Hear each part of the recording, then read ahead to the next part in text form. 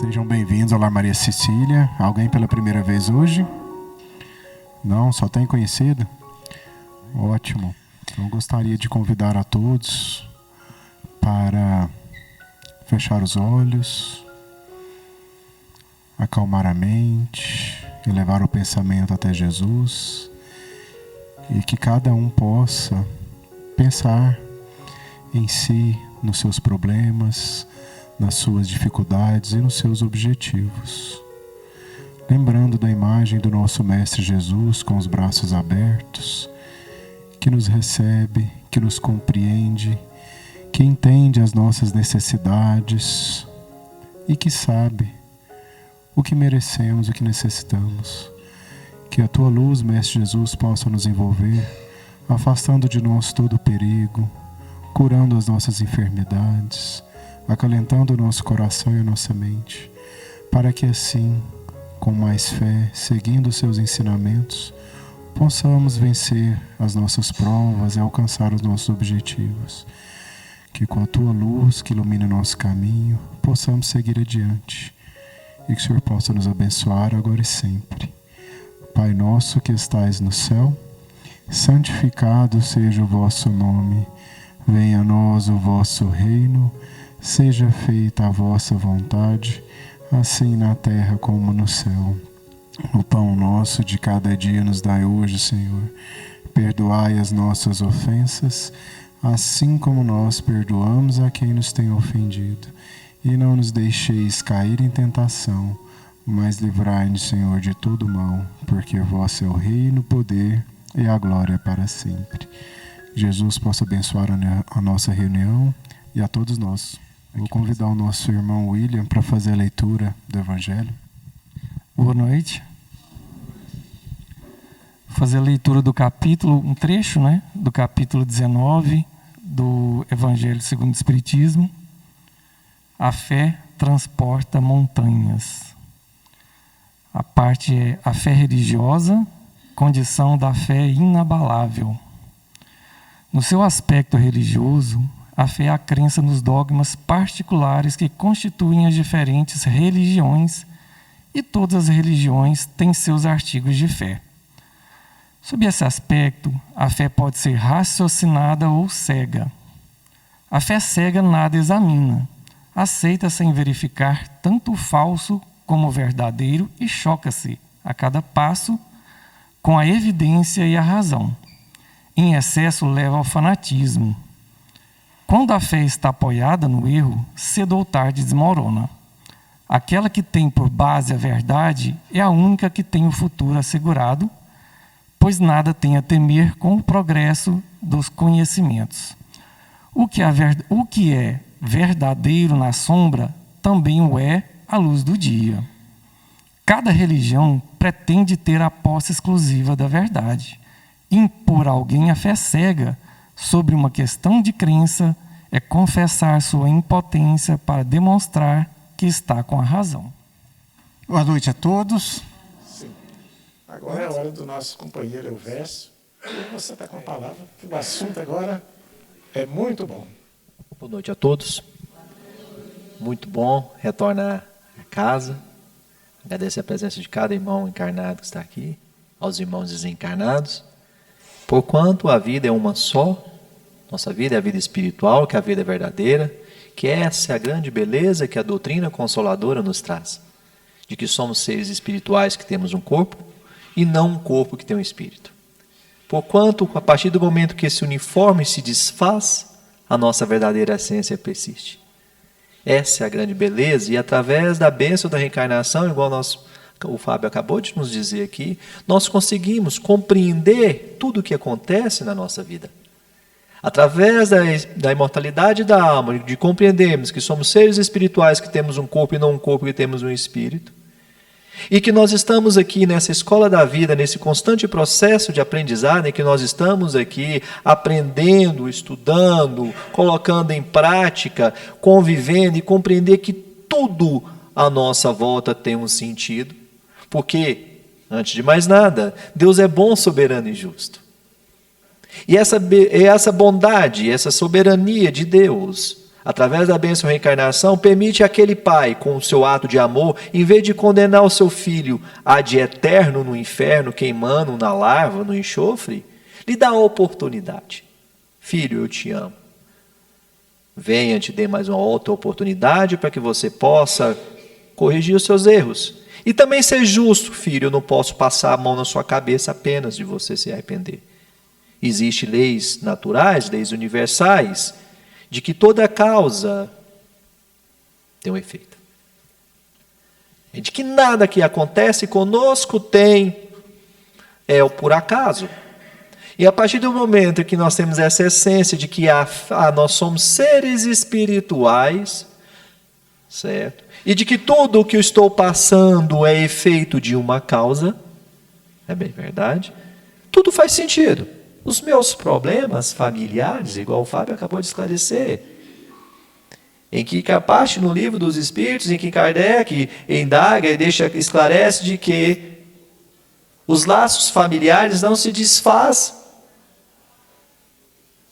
com o óbito, com o encerramento dessa parte, porque a vida é uma só.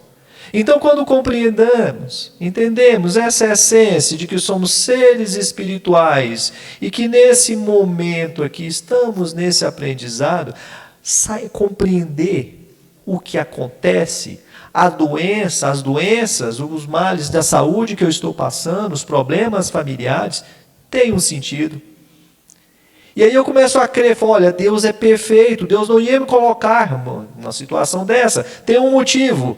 E aí nós compreendemos que esse motivo tem um objetivo, aprender. E aí nós conhecemos uma doutrina, nós conhecemos, vem um senhor, um professor, em que ontem foi aniversário do Espiritismo, lançamento do Livro dos Espíritos. Uma obra maravilhosa, em que é bem interessante, até fugindo um pouco do meu tema, mas para que nós compreendamos como que o Livro dos Espíritos foi escrito. Por que Livro dos Espíritos? Porque as respostas eram dos Espíritos. Interessante. Kardec era um professor, discípulo de Pestalozzi. Era um cientista, professor de método. Ele, ao investigar, e o mais interessante, que todos aqueles que foram investigar a doutrina espírita, os fenômenos espíritas, foram no intuito de criticá-lo, de derrubá-lo. E Kardec foi identificar, verificou que havia algo de inteligente. E o Livro dos Espíritos, essas perguntas, vêm de mais de 1.100 cartas. Eram cartas respondidas por médiuns de vários lugares do mundo, com a mesma resposta. O Espírito da Verdade ele respondia com a carta da França, por exemplo. A mesma resposta vinha do Espírito da Verdade dos Estados Unidos da América. Interessante. Nós estamos falando de um cientista que foi questionar e nos trouxe, por isso que nós chamamos de codificador, porque ele codificou, ele colocou em ordem. E é bem interessante, até para que nós começamos a compreender, a primeira questão no Livro dos Espíritos pergunta a respeito de Deus, o que é Deus? Causa primária de todas as coisas. Tudo vem dele, nada acontece sem motivo. Então, aí nós viemos hoje com um convite maravilhoso de vir falar aqui sobre construindo a própria fé. Porque falar de fé é algo um pouco complexo, porque é íntimo, porque é algo de crença, porque não é concebível, às vezes, quando nós vamos olhar um foco racional, de ver que uma pessoa, um ser humano, crê que achar que cortar um animal ou fazer um tipo de sacrifício vai salvar. Olha, nós estamos falando de algo íntimo. Nós estamos falando, quando nós falamos de fé, de algo que é capaz de uma pessoa colocar explosivos no corpo e acreditar que existe algo. Olha só que interessante, nós estamos falando hoje de fé. Olha que beleza. E aí nós vemos, através da cidade luminosa de Paris, da França, onde vem do iluminismo, onde vem toda a ciência, esse professor veio trazer uma série de perguntas e respostas de todas as circunstâncias da nossa vida. Muito interessante. E aí nós vamos falar a respeito de fé, e logo na questão 4, na quarta pergunta, Kardec indaga, porque lembrando, nós estamos falando uma relação de um cientista, em que fez uma pergunta para vários médios no lugar do mundo todo, e as respostas vinham. Eu fico imaginando, hoje é fácil, nós temos e-mail, nós temos o Zap, mas naquela época não, era carta, correio, cavalo, trem, navio. Olha só a dificuldade desse presente que é a providência divina, que é a espiritualidade, nos trouxe sob uma forma de ver o cristianismo, de resgatar o cristianismo redivivo. E aí para a questão 4, Kardec pergunta, olha a pergunta de Kardec aos espíritos. Onde se pode encontrar a prova da existência de Deus? Nós estamos falando, olha, ele pergunta, tudo bem, eu sou cientista, onde eu posso encontrar a prova de Deus? Por que crer em Deus? Onde eu posso? A resposta. No axioma que aplicais às vossas ciências. Olha só o convite que o Espírito da Verdade traz a Kardec. E Kardec deixa claro nos seus escritos. No dia em que os meus escritos contrariar a ciência, fique com a ciência. Essa é a recomendação de Kardec. No axioma que aplicais às vossas ciências, não há efeito sem causa. Procurai a causa de tudo o que não é obra do homem, e a vossa razão responderá. Vossa razão responderá.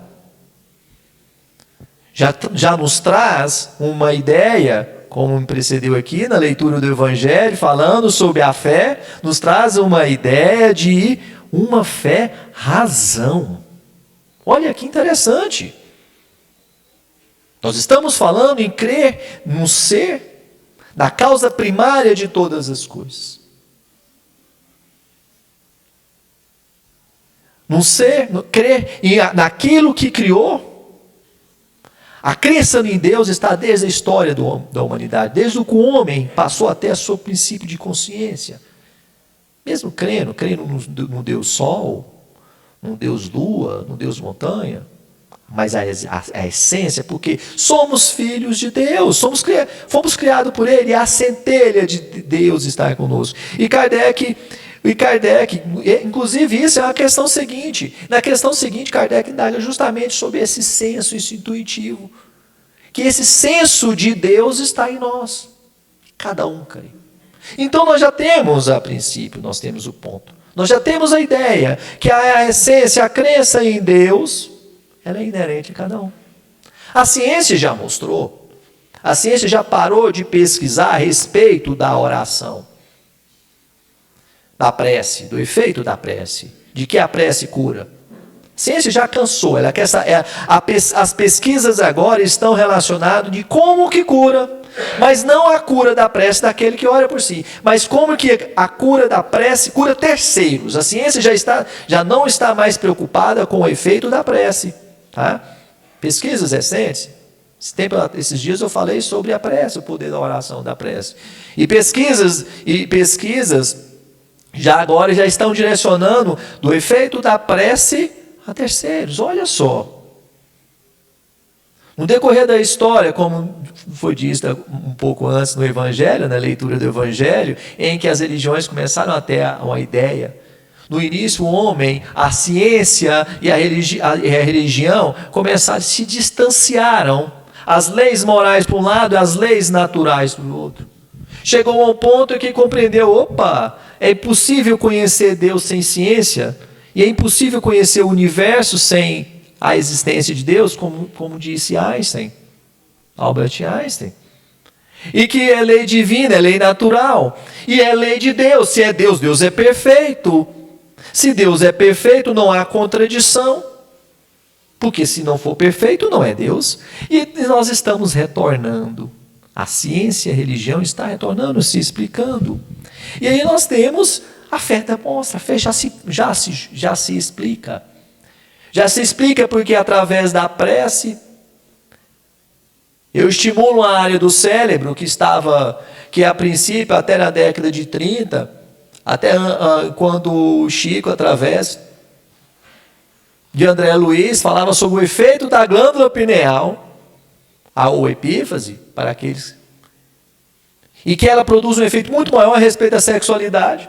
Nós estamos falando da década de 30, só agora em 2000 e pouco, começou a demonstrar a eficácia de que essa glândula tem um outro efeito, ela estimula nosso sistema imunológico. A caridade cura, a ciência já mostra isso, pesquisa assim, fantástica, demonstra aqui o benefício da caridade. Olha só, existe a fé, e a fé é demonstrada. E aí aonde esse sentimento íntimo, em que a doutrina espírita nos resgata a respeito do cristianismo redivivo, aquele cristianismo antigo. Então a doutrina espírita vem nos trazer uma ideia de fé, de que não basta, de que para ter essa fé não é apenas crer, questionar. E Emmanuel no livro Consolador, ele nos esclarece, ele nos orienta, nos explica a respeito da fé, ressaltando esse cristianismo redivivo, onde nós resgatamos aquele cristianismo verdadeiro, aquele cristianismo pautado pela caridade, pela doação, pelo amor e pelo compartilhar dos ensinamentos do Cristo. Sem dogmas. Porque Kardec, ao indagar no livro dos Espíritos, os Espíritos nos ensinam a respeito da prece, que a nossa prece basta, é uma conversa, essa relação íntima de Deus com o homem. Nós temos fé. E Emmanuel, na questão 354, ele fala sobre poder definir fé. Ele nos ensina, ter fé é guardar no coração a luminosa certeza de Deus. Certeza que ultrapassou o âmbito da crença religiosa. Então, fé não é apenas crer. Fazendo o coração repousar numa energia constante na divina personalidade. Conseguir a fé é alcançar a possibilidade de não mais ser eu creio, mas afirmar eu sei, com todos os valores da razão trocado pela luz do sentimento. Olha só, então nós estamos falando de fé, que a fé não é apenas eu creio, eu sei. E sei é do verbo saber, eu compreendo. Olha só, a doutrina espírita vem nos explicar, como diz o Evangelho um pouco antes aqui, eu compreendo. Olha que maravilha. Eu compreendo. Eu compreendo a beleza do Deus. Eu compreendo que sou um ser espiritual, que tem um corpo, que tem uma carne. E eu compreendo que os problemas que eu estou passando neste momento é difícil. Mas, como nos ensina Emmanuel, eu sei. E Emmanuel finaliza, traduzindo a certeza na assistência de Deus. Ela exprime a confiança que sabe enfrentar todas as lutas e problemas. Então a fé, olha só, eu não creio, eu sei. E tenho certeza de que nesse momento eu compreendo como as coisas funcionam. Olha só, eu sei que eu tenho a assistência de Deus. Olha mais adiante. E no Evangelho segundo o Espírito, até no capítulo 19, né, a fé transporta montanhas. Kardec nos ensina que essa fé não se prescreve. Que essa fé, além de individual, que nós compreendemos, a fé ela é individual, ela não se prescreve. Ela se adquire e que todos têm a capacidade de possuir. Então a fé, além de eu não consigo transferir para alguém, eu sou capaz de adquirir essa fé. E adquiro essa fé, e eu sou capaz de trabalhar e aumentar essa fé. Olha aqui. Então nós já compreendemos. A fé é individual. A crença no Deus ela é inerente a todo ser humano, como os Espíritos nos ensinam na questão número 5 do Livro dos Espíritos. E aí vem Emmanuel. Emmanuel vem mais uma vez nos ensinar, nos orientar, através dessa bendita doutrina consoladora. de que ninguém pode, pois, em sã consciência, transferir de modo integral a vibração da fé ao espírito alheio, porque realmente isso é tarefa que compete a cada um. Cada um.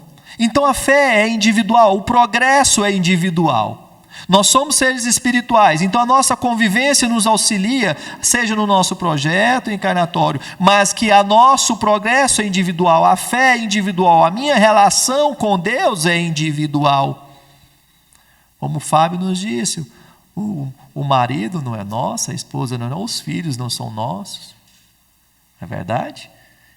Porque o progresso é individual. Esse progresso é individual.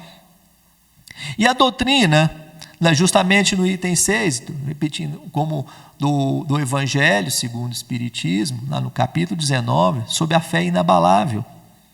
E aí Kardec vem nos trazer essa ideia, nos traz uma ideia diferente, uma ideia a respeito da fé, lembrando que nós estamos falando que no período anterior nós tínhamos uma fé que nós denominamos a fé cega que você crê.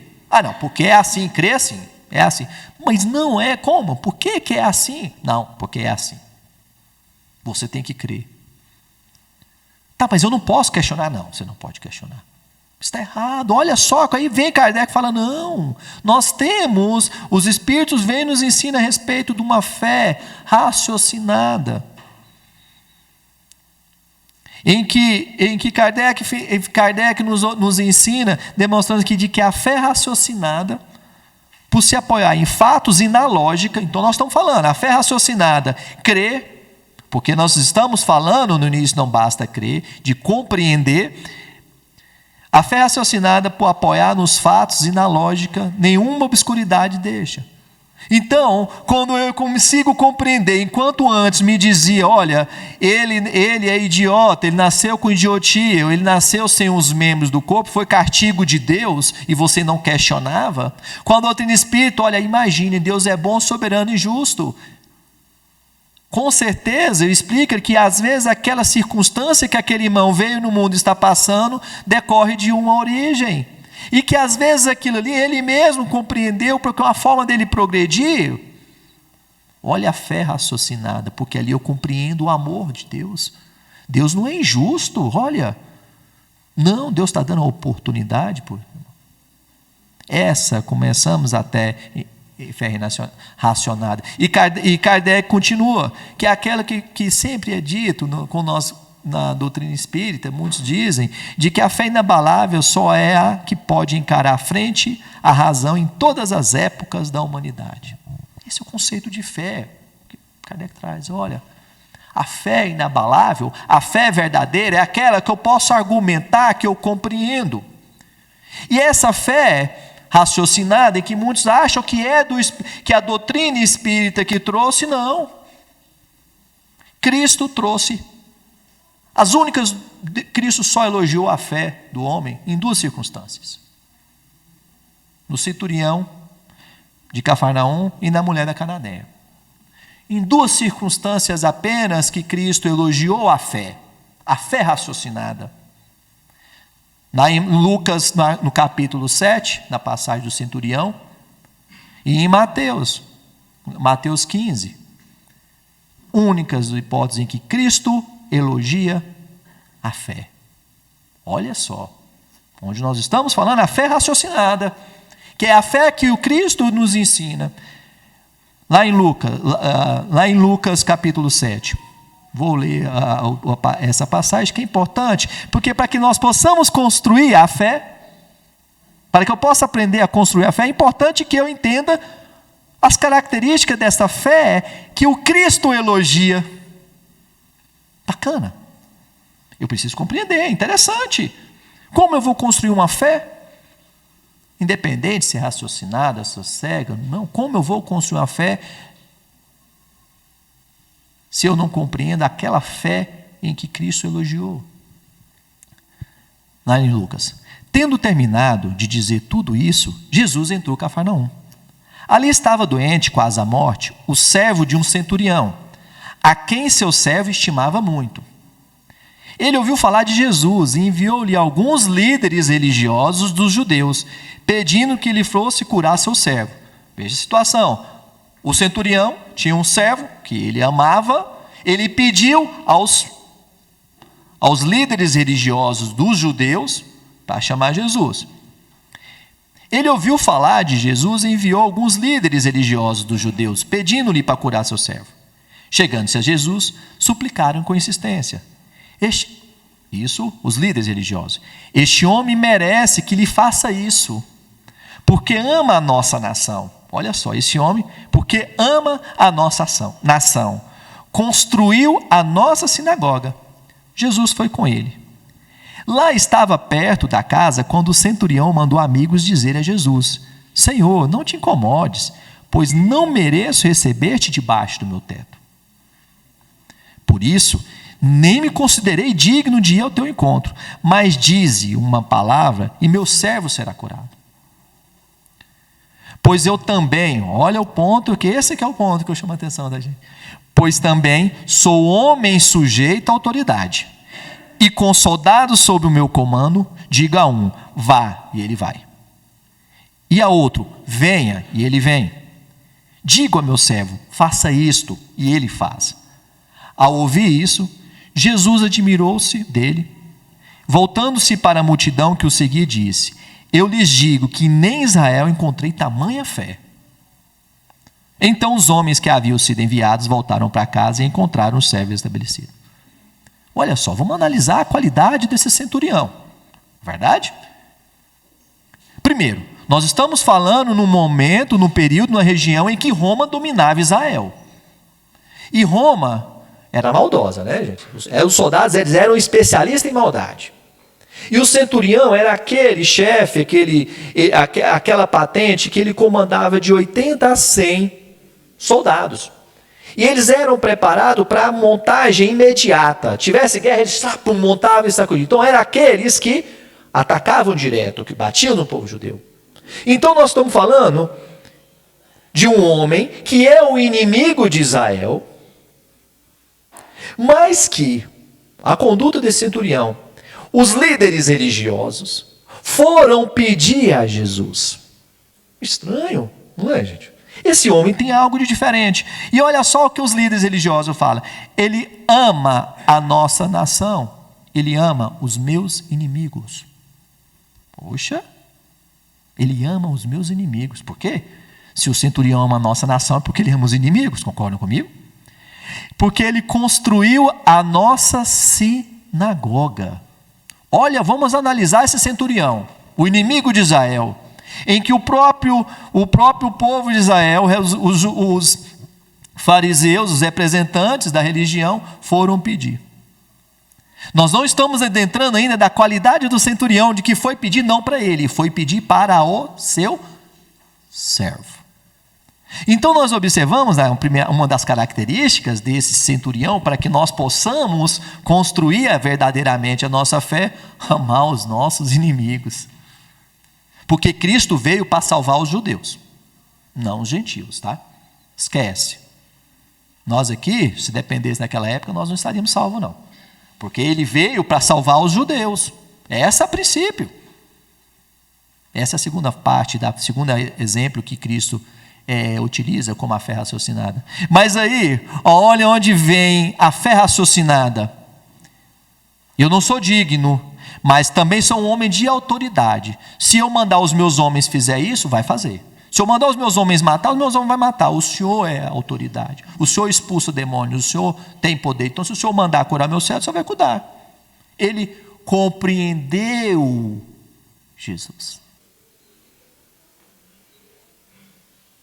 Ele, o centurião, dependente de sendo o inimigo, ele construiu a sinagoga. Olha a caridade, o ato, não basta crer. Lembrando, eles eram politeístas. Bacana. Esse é o exemplo que nós possamos construir a fé, de sermos esse centurião.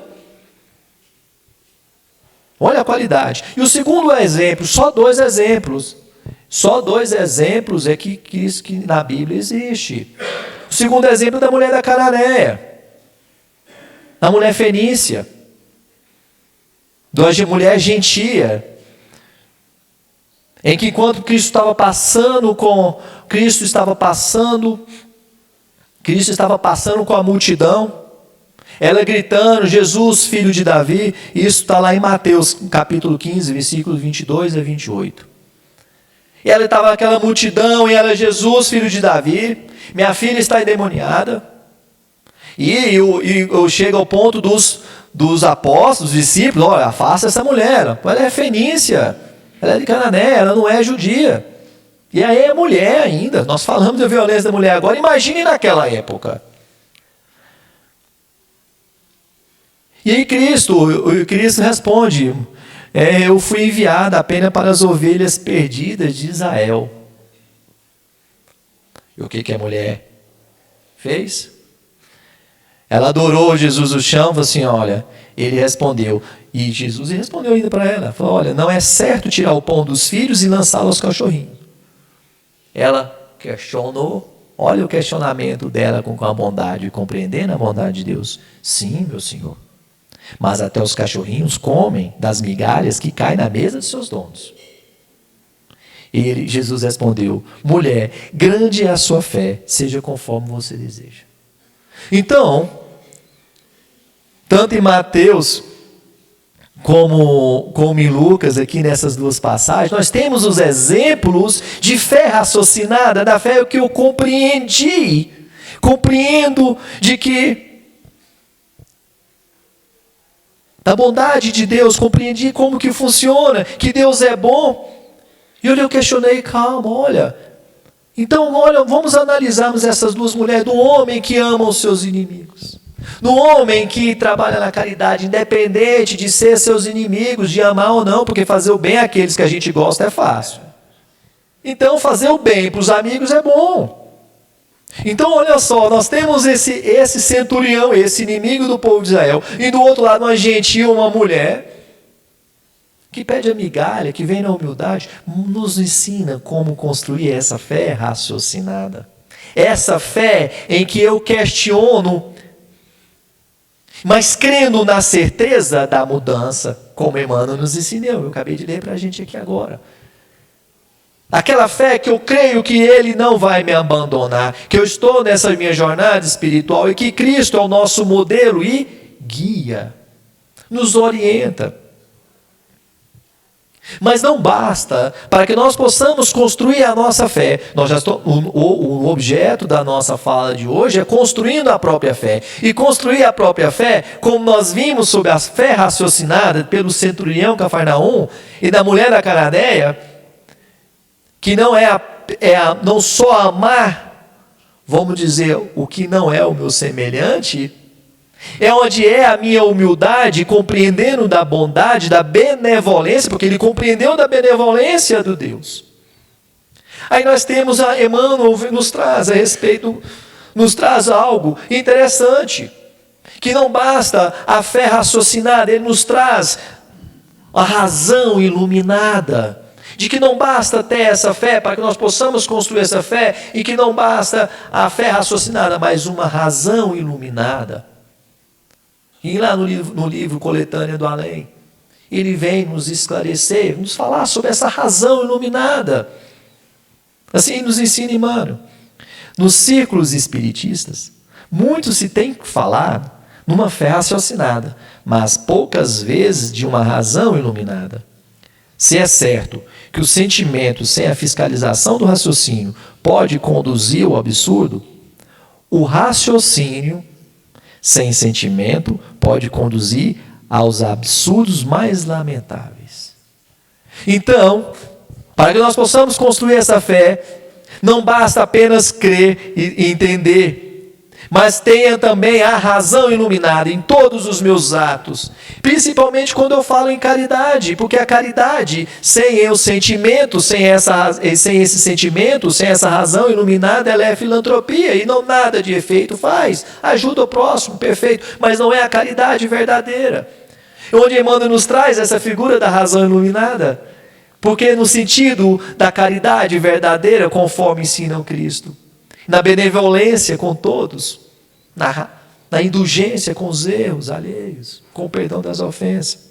Então, nós compreendemos o quê? Que para que nós possamos ter essa fé, é de um lado essa fé que questiona, que eu compreendo, em que eu acredito que Deus, e do lado eu tenho a minha razão iluminada. Por isso que não basta ter a fé raciocinada, e aí vem Kardec que fala que sem a caridade não há salvação. Sem a caridade não há salvação, porque não adianta os meus atos se eu não tiver esse rato iluminado, se eu trouxer Deus, trazer a espiritualidade para os meus atos, trazer o amor para os meus atos. Por isso que a caridade, sem caridade não há salvação. Então, de um lado eu tenho essa fé inabalável, do outro eu tenho sem a caridade não há razão. E aí é onde, quando Kardec indaga no Evangelho segundo o Espiritismo, eu tenho meu tempo? 40 minutos ainda, né?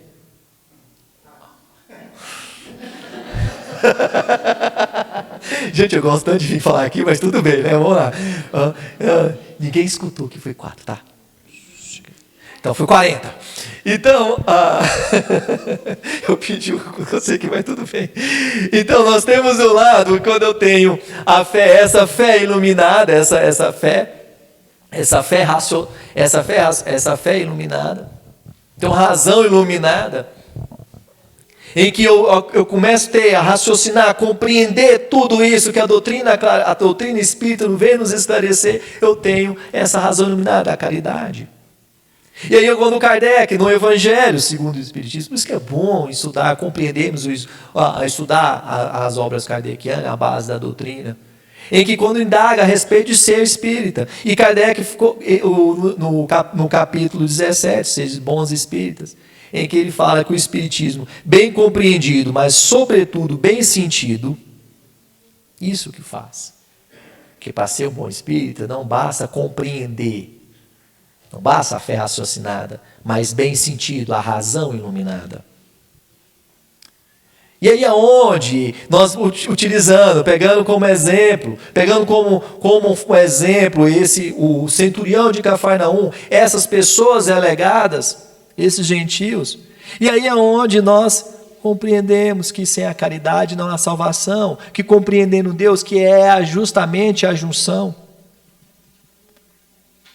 E é essa fé inabalável, através da caridade, através da minha razão iluminada, através dessa fé raciocinada, é que eu consigo iluminar não só o meu caminho, mas iluminar a minha jornada, iluminar a minha casa.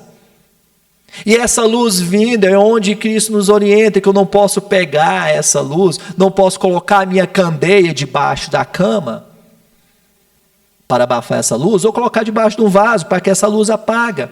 Ao contrário, ao trabalharmos, ao exercitarmos essa fé, através da caridade, através da razão iluminada, como Emmanuel nos ensina, nos orienta, eu utilizo essa candeia, em vez de colocar essa candeia embaixo, eu coloco no alto, para que ela possa iluminar melhor a minha casa. E compreender o que está dentro da minha casa, porque quando eu venho com essa razão iluminada, eu coloco a minha candeia no alto da minha casa, eu começo a ver o que está sujo ou não, e se está sujo eu começo a trabalhar e limpar, porque eu compreendo, porque o que eu tiro de ruim na minha vida, me faz progredir.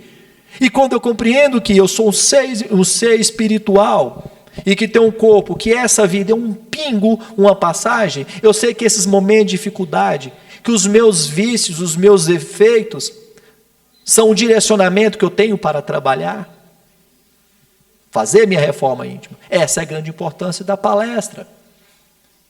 Já finalizando, que essa que é a grande importância do estudo da doutrina, porque é o que traz o despertar. Porquanto não adianta fazer, aquele que vem buscar a sua saúde, fazer os tratamentos, a fluidoterapia através da água fluidificada, dos passes, se eu não fizer essa reforma íntima, se eu não tiver essa razão iluminada. Porquanto eu saio daqui, aqui nós estamos protegidos, mas eu continuo, os obsessores estão lá fora. Ele acaba retornando. E é essa a importância para que nós compreendamos. Por quê? Porque nós temos essa fé raciocinada. Olha, eu não posso isso. Nossa, dá vontade, mas eu não posso. Porque eu sei que vai me fazer mal. Essa é a fé raciocinada. Agora, Cristo me ajuda, porque é assim que vai. E é justamente por isso que o Cristo nos ensina. Porquanto essa fé Nós temos que acender a nossa candeia e colocar no alto. E passar essa candeia, essa luz para o próximo, para o irmão, iluminando. Que ilumina uma casa ilumina uma vila ilumina uma cidade ilumina um estado. E é assim que nós vamos progredindo, e por isso que nosso Pai, nosso planeta, está saindo dessa prova de expiação para o mundo de regeneração, dessa evolução individual de cada um, em que nós estamos nesse processo dessa escola da vida. Muita paz a todos, muito obrigado pelo convite. Obrigado, Fábio. Ao nosso amigo, nosso irmão, que ele possa ser sempre abençoado, né, pelas explicações, pelas reflexões que ele nos trouxe nesta noite, que todos nós possamos ir para casa com esse alerta a respeito da fé, como anda a nossa fé. Que Jesus nos abençoe. Vamos agora ao pedido do passe, a fluidificação das águas, e depois aqueles que estão em tratamento poderão permanecer aqui no salão. Com a palavra, o nosso companheiro João. Meus irmãos, esse é o momento do passe, o momento que a espiritualidade vai nos assistir. Elevemos o nosso pensamento a Deus, imaginemos a figura de Jesus, vamos criar as condições para que a nossa prece seja ouvida. Foi Jesus mesmo que disse que quando 2 ou mais estivessem reunidos em teu nome, ali ele estaria. Nesse sentido, estamos aqui hoje reunidos em nome de Jesus para agradecer e pedir. Agradecer pelo aprendizado de hoje, agradecer por essa casa de luz, agradecer pelas nossas vidas, agradecer por tudo que Jesus tem colocado em nosso caminho, até mesmo as dificuldades e as dores, porque sabemos que os planos de Jesus para nós são muito melhores do que os nossos. Nesse sentido, que Jesus possa nos abençoar, possa nos proteger, possa colocar nas nossas águas todo o remédio necessário para aplacar as nossas dores físicas, emocionais e espirituais. Que os amigos trabalhadores do Laboratório Divino de Luz coloquem nessas águas todo aquele remédio que nós necessitamos. Que ao tomarmos o primeiro gole, já nos sintamos melhor. Que Ele também possa nos capacitar para que fortalecemos a nossa fé raciocinada, para que sejamos a cada dia pessoas melhores, mais comprometidas com o bem, com a caridade, com a reciprocidade. Que Ele permita que nós consigamos fazer as nossas reformas íntimas e nos transformarmos em pessoas melhores, mais comprometidas com o bem, com o amor e com os ensinamentos que o Mestre nos legou. Nesse sentido, que Ele possa nos permitir ir para casa com segurança, refletindo sobre tudo o que ouvimos aqui hoje. Em nome de Jesus, nós agradecemos. Que assim seja. Pai nosso que estais nos céus, santificado seja o vosso nome. Venha a nós o vosso reino. Seja feita a vossa vontade, assim na terra como nos céus. O pão nosso de cada dia nos dai hoje, Senhor. Perdoai as nossas ofensas, assim como nós perdoamos a quem nos tem ofendido. E não nos deixeis cair em tentação, mas livrai-nos, Senhor, de todo mal, porque vosso é o reino, o poder e a glória para sempre. Que assim seja.